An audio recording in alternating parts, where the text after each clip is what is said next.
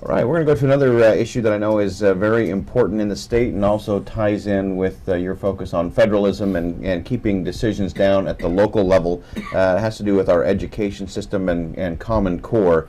So we're going to actually go to Cheryl, who is up in Heber. Cheryl, you're on the line with Senator Lee. Hi, Senator Lee. Thank you for your time. Just wanted to say we missed you at our Wasatch County Lincoln Day breakfast on Saturday. A little bit of background. I just want to know a couple of things. I am a public school teacher.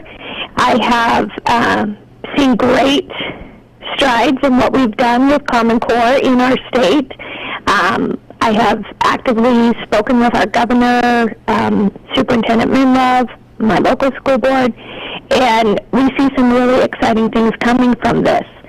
Common Core is not a curriculum. It is a set of standards that we as teachers are trying to reach.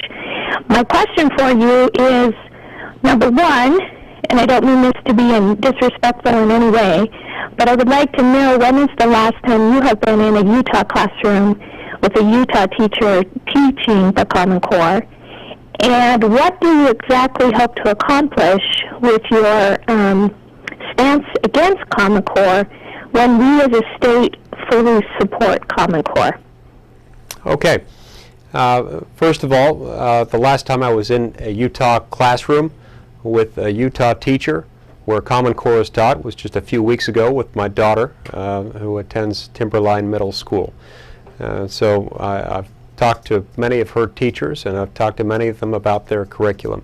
Look, my concern always is making sure that control over our public education system, control over our K through 12 public education system remains at the most local level possible.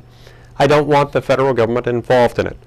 It is the prerogative of the state and its political subdivisions to decide how best to set up that public education system. It has the freedom to do that however it wants. I don't want the federal government having anything to do with it. I want the U.S. Department of Education to get out of the K through 12 public education system. There may be some exceptions where it could get involved, for example, in the District of Columbia, in a U.S. territory or something like that. But I don't think it has any business getting involved in K through 12 public education within the states. That's my big concern, and that's where I will continue to look for accountability within our education system. Beyond that, this really is up to state and local government officials and should not be left either to Congress or to the U.S. Department of Education.